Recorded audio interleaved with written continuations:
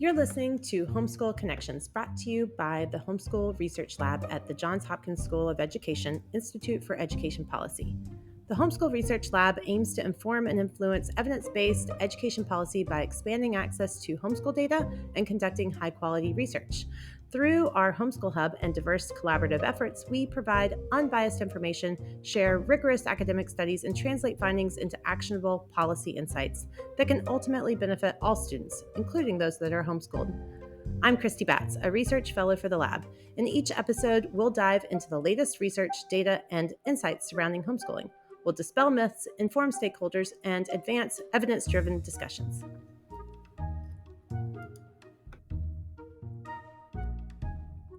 We are here today with Dr. Jonathan Plucker and Annie Connolly-Sporing. Dr. Jonathan Plucker is a professor at the Johns Hopkins School of Education, where he leads the master's program in education policy. He is also the director of a newly established National Research Center on Advanced Education and is the past president of the National Association for Gifted Children. His research examines education policy, talent development, and creativity. Annie Connolly-Sporing has received her master's degree in education policy here at Johns Hopkins recently and currently serves as the director of summer programming and as a science teacher at the Grayson School, which is a school for academically advanced students in Pennsylvania. Along with Dr. Plucker and their colleague Rachel Cody, she authored a recently published study examining what we know about advanced homeschool students. Thank you for coming out to speak about your research. I understand anything you say today is your own opinion and not reflective of your organizations. I really do appreciate both of you taking the time today. Thank you. Yeah, thank you for having us. Well, what do we know about advanced students in learning environments? I'd say three things, Christy, that people should keep in mind. The first is there are a lot of advanced students. Whenever we talk to people within education, policy, the business community, there's just this scarcity mindset that advanced students are extremely rare. They're not extremely rare. They're everywhere. We've done studies that have shown they are likely in every single classroom in this country, public, private. There are advanced students everywhere. And some of our more conservative estimates are that at least 25% of students start the school year having already shown that they have mastered the standards for what's going to be taught that school year, specifically within English language arts and reading. The percentage is a little bit lower in math usually, but that percentage in some schools can be 40 or 50%. We are not talking about a small number of students here. We are talking about a huge number of students across the country. The second thing is that we've done lots of polling work, and parents, whether they have advanced students or not, think that schools, education should offer advanced options for students.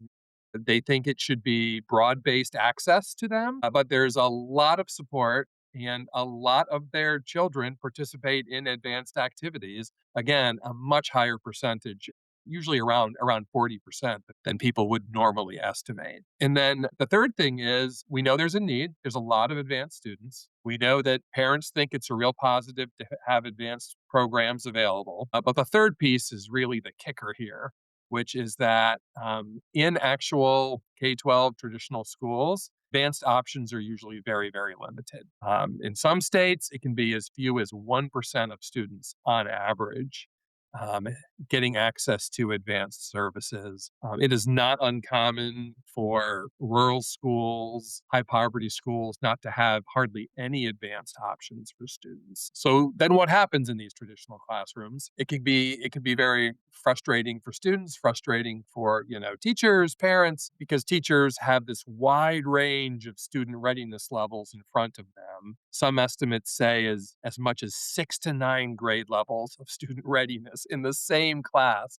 Can you imagine being a fourth grade teacher, walking in the first day and having students working at a kindergarten level and students working at a high school level? With considerable training, considerable support, teachers can differentiate down to those lower grade levels fairly effectively. We have very few studies that provide any glimmer of hope about teachers differentiating up. They don't get the support. They don't get that training. They're often implicitly sort of, told that it's not that important to differentiate up because it's only a few students. But again, we know it's not just a few students. So that's sort of the landscape. But I also think It provides a nice foundation for understanding why parents of advanced students sometimes may turn to homeschool. Yeah, that's a great laying of the landscape and contextualization of what we're talking about. I'm going to back up and just give us a definition of what you mean when you say advanced students. Any student who is working above grade level is probably the simplest way to think about it. We could get into fancy definitions and stuff, but if it's a third grade student at the beginning of third grade, I would, if they're working at a fourth grade level, that's an advanced student. The regular third grade curriculum is not going to serve that student well because they already know it or they know 90% of it. When my students and I work within school districts, we use an even more colloquial definition, which is an advanced student is a student who needs more. And we leave it vague like that because more is going to be different depending on your school, your local context, the child's situation. You may have a child in a school where average math achievement is rather high. Well, that school in general is probably going to have a more advanced math curriculum to meet all those students' needs. That student may be above grade level, but they may already be getting enough. So they don't need more. But it can be the exact opposite, where they're years ahead of their peers in a certain content area. It's not uncommon. I believe we have some data that shows that elementary and middle school students, about 15%, are three or more grade levels above in math. Three or more grade levels.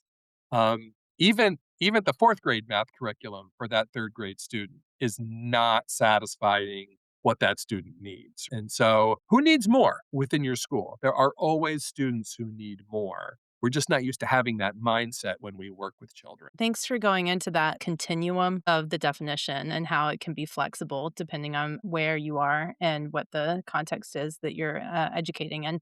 So, this is a good intersection.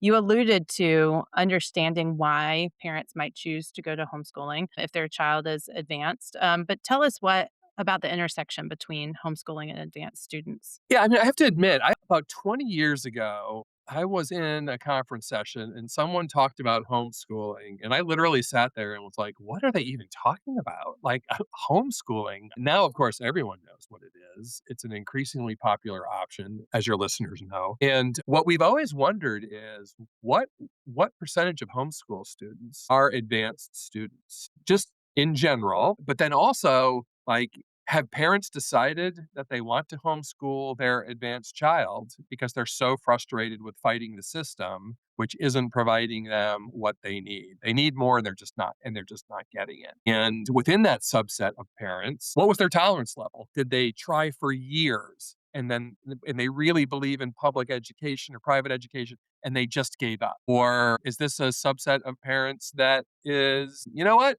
This doesn't seem to be heading in the right direction. My friends are homeschooling their bright kids. We're going to do the same. So we're not exactly sure of the exact mechanisms, which Annie is going to talk about shortly. But we know that there are a lot of advanced students who are homeschooled. We hear from those parents. It's often interesting to me, Christy, that I'll be talking about this topic. I'll be talking about it in class or the conference or with friends. And the number of people that I know well who go, oh, yeah, we homeschooled my gifted student or my advanced student for 3 years. I had no idea. It is much more common than people realize. But we know it's a significant portion of the homeschool population. But we're just not 100% sure how much. Yeah. So, what do we know, Annie, about homeschooled advanced students? Yeah, great question. I'll say the first thing that we know, which Dr. Plucker just mentioned, is that they are out there and that there are a lot of students who fall into that category. And the way that we know about that primarily is through a lot of anecdotal data. Some of the research that we referenced in the paper that we published comes from blogs of parents who are reaching out to connect with people on what are other people doing to educate their gifted students. Because these students who are advanced, they may be advanced across the board or they may have advancements in specific topics. Dr. Plucker mentioned the student who's 3 grade levels above in math, but maybe that student is also on grade level in something like reading. So, what resources are out there? and what are parents doing to make the right fit for their students. Another thing that we know is that there is not one recipe for what is right for advanced students, and that parents are using lots of different mechanisms to get their students the resources that they need, whether that be the parents themselves taking on the work of being the educator and putting their students into some kind of hybrid online learning platform, community at colleges, or even going into more of a hybrid micro school homeschooling modality with other students where they're getting together. Another thing that we definitely know about these advanced students is that the numbers of them have certainly increased since COVID. There was a large spike in homeschooling in relation to the pandemic as people were taking their students home from school due to, national health concerns. Those numbers have stayed up at that higher level ever since. I actually just had a conversation with a parent last week where she mentioned that she had been looking for alternative schooling environments for her son in 2019. And then because of the COVID pandemic, she decided to homeschool her son. And ever since, 5 years later, they've been homeschooling him with a lot of success.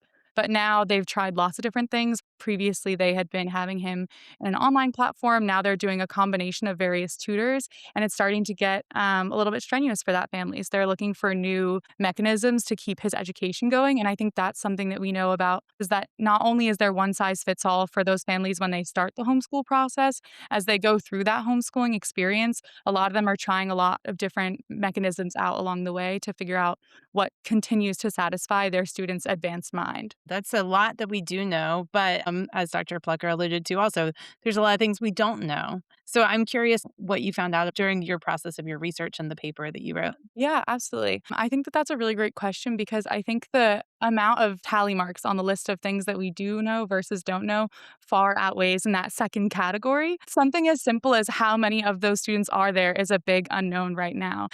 There are about 30 states that report homeschooling data in general. And from my understanding, there are no states that report homeschooling data with a demographic of advanced students. Some states that report this information just report, the number of students being homeschooled, whereas other report information about, students by grade or by various demographics. But again, the attainment level of those students is not reported anywhere from my understanding.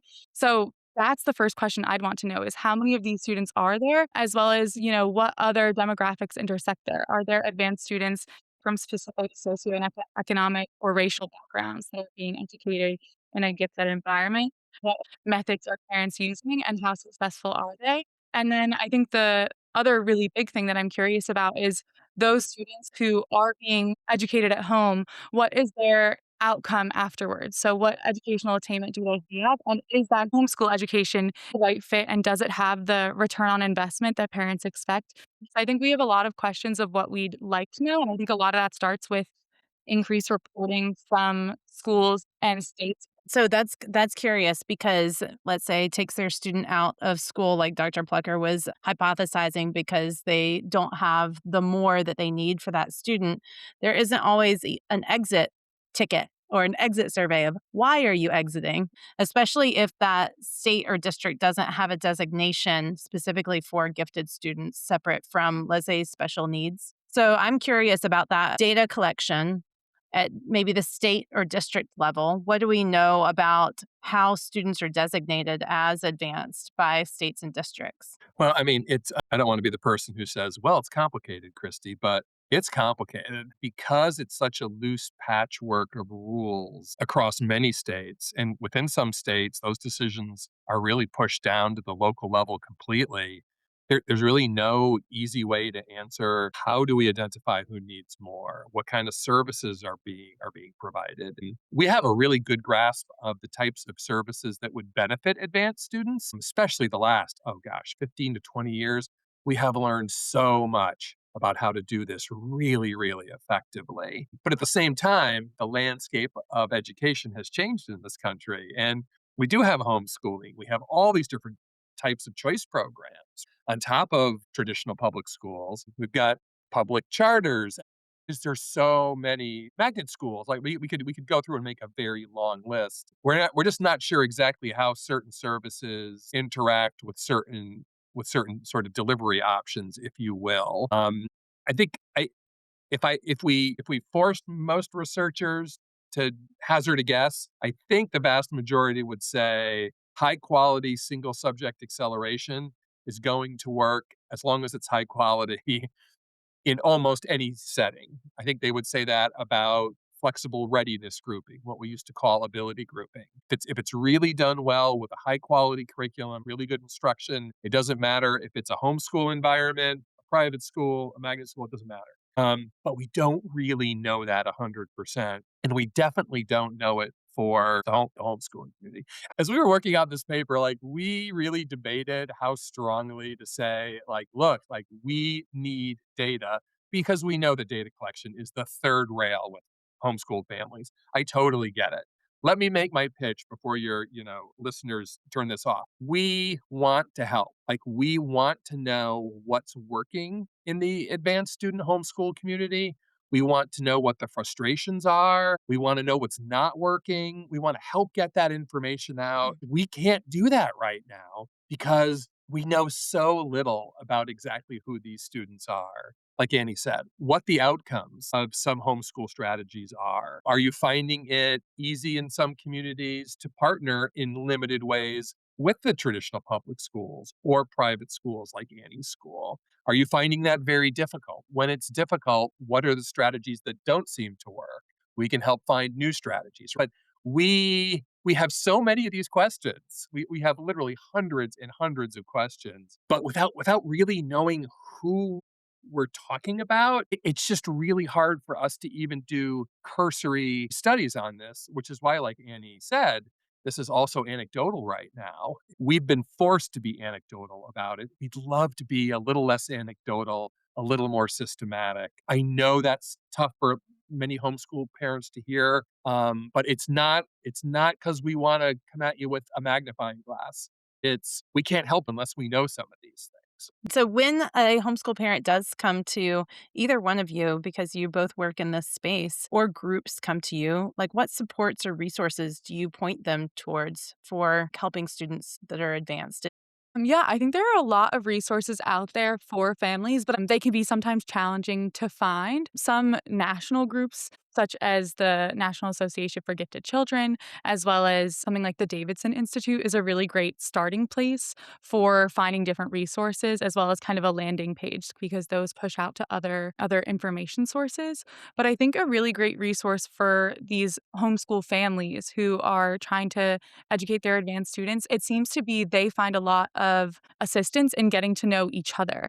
And that I think is another question that we'd really like to know more about is how are those families finding each other? Is it really through these kind of like more internet based spheres, or is there some more formal channel that they're finding each other through?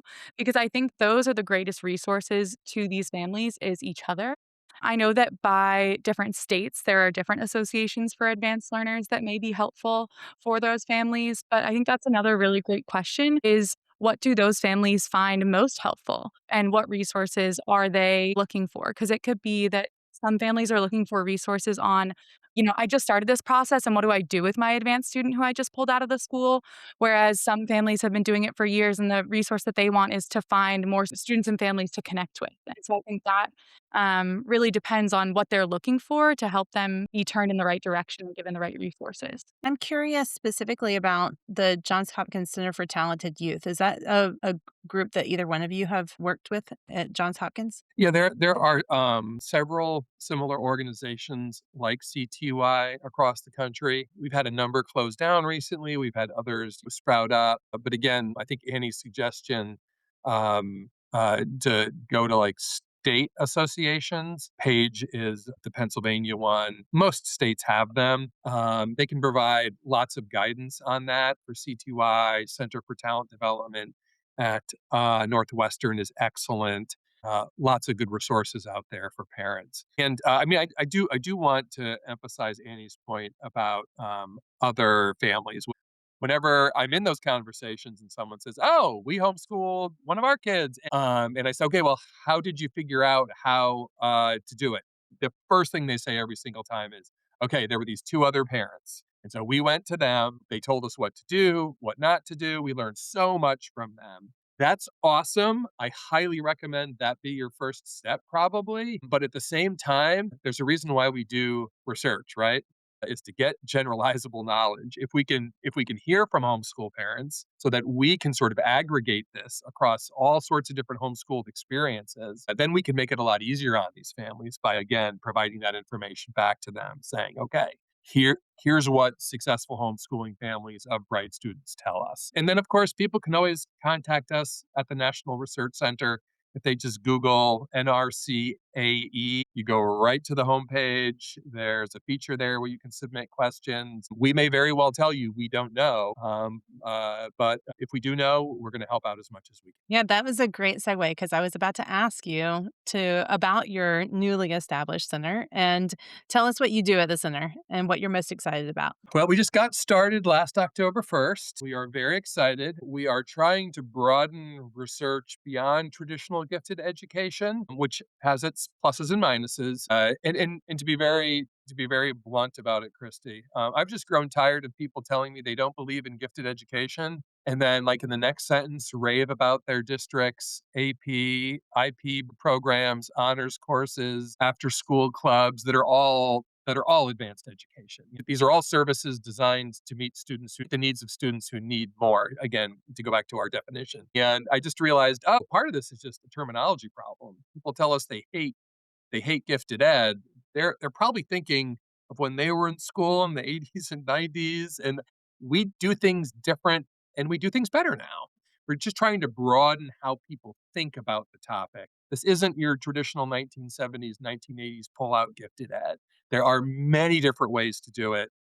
Again, we've studied this so much over the past couple of decades. We have tons of great options for families, educators, the students themselves. And we're just trying to we're trying to get all this existing information out there. And then we are also doing a number of fairly large scale studies in several different states just to try to deepen our knowledge here. Wonderful. It's exciting to see what comes out of the center as it gets off the ground. Annie, what about you? What are you excited about? I know you are probably in the beginning of summer planning. My goodness, I wish I could say I was in the beginning of it, but we have been planning for our summer programming at the Grayson School since summer of 2025. So, one of the biggest things that I'm excited about right now is that we are well underway with our enrollment for our summer programming. We're offering 4 weeks of really great programming for students both within our own school system as well as in the greater, Philadelphia and Pennsylvania area, welcoming them to our campus to not only receive advanced summer programming, but also the opportunity to commune with students of like minded perspectives. One of the things we found out through our research on this paper was that students really enjoy being with each other and finding those like minded advanced peers. There's a lot of community in that. And so, something that we're really excited about in offering programming this summer at the Grayson School is giving students who may not attend our school all year long the opportunity to see some of our programming firsthand and to get to know some of their advanced peers in a fun summer setting. So I'm really excited about that. Very good. Was there anything that I didn't cover that either one of you want to share with our audience? We are always looking for families to partner with until we get our hands on a really big data set that helps us drill down, which again, we're realists here. We know that's not happening tomorrow. Just even doing some fairly straightforward case studies with families that are willing to share with us would be really, really helpful. Again, our goal here is to help families and students. We just don't have enough information to do it now, other than to point to homeschooling and say, we think a really big percentage of those students have advanced learning needs. That's a great start, but that is only the tip of this iceberg. There's so much work to be done. We would love to hear from Well, we have your, is it NRCAE? We'll definitely plug you. that Yeah. in and then people can find you and reach out. Thank you both so much for taking the time to talk with us today. Thank you so Thank you, much for Christy. having us. Thanks for joining us for an episode of Homeschool Connections. For more resources, research, and data, connect with us on social media at JHU Homeschool or visit us online at education.jhu.edu/edpolicy, where you can click through to explore the Homeschool Hub and scroll down to sign up for our newsletter. If today's episode sparked ideas or questions, we'd love to hear from you. Until next time, I'm Christy Batts with the Johns Hopkins Homeschool Research Lab.